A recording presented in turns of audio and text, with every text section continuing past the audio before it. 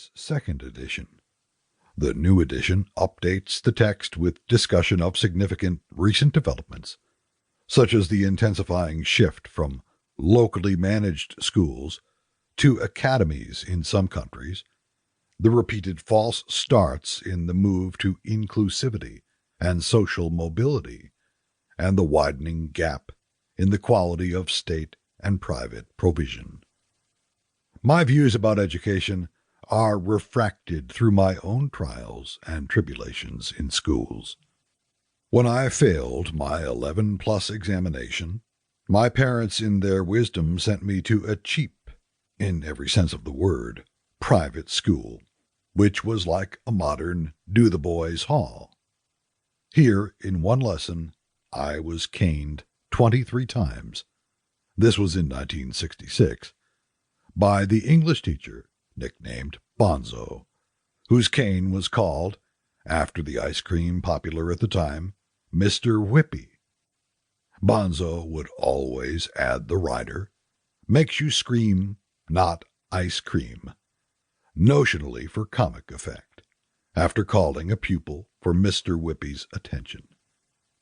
When the school mercifully went bankrupt, I was sent to the local secondary modern school, and then when I had proved myself by passing enough exams, I was allowed to go to the grammar school and then university.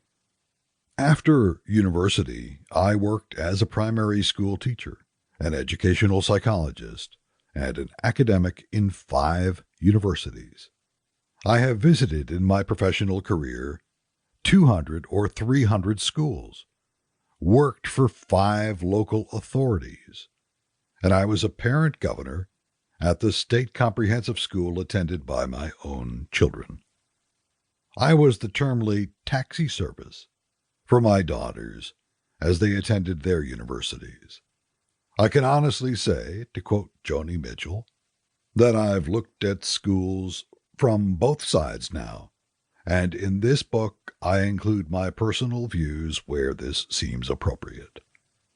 I'd like to thank both of my grown-up daughters for their help with the book, Kate for helping with the diagrams, and Emily, who is a teacher in a comprehensive school, for her insightful comments on a draft, and my little daughter, Maya, at primary school, for reminding me about the phenomenal job that teachers do.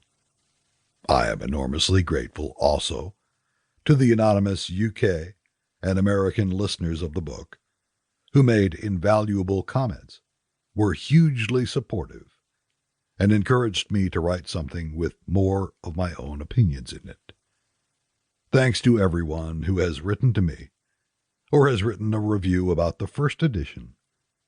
No one has warned me to offer fewer of my opinions, so I haven't. Thanks to my colleagues at the University of Birmingham School of Education for their advice and ideas, though any errors of fact or judgment are entirely down to me. Chapter 1. Beginnings. Estimates for how long Homo sapiens has been on the planet range from 30,000 years to 200,000 years. No one is quite sure exactly how long. What is certain, though, is that the brains of our ancestor Homo sapiens were the same as our brains. We are the same people physically. Today, we have no additional neurons, no better wiring. But our tools for thinking, our ideas, hypotheses, theories, models, are marvelously improved. How to draw, how to write, how to think, have all been learned, sometimes with great difficulty, and the learning has been passed on.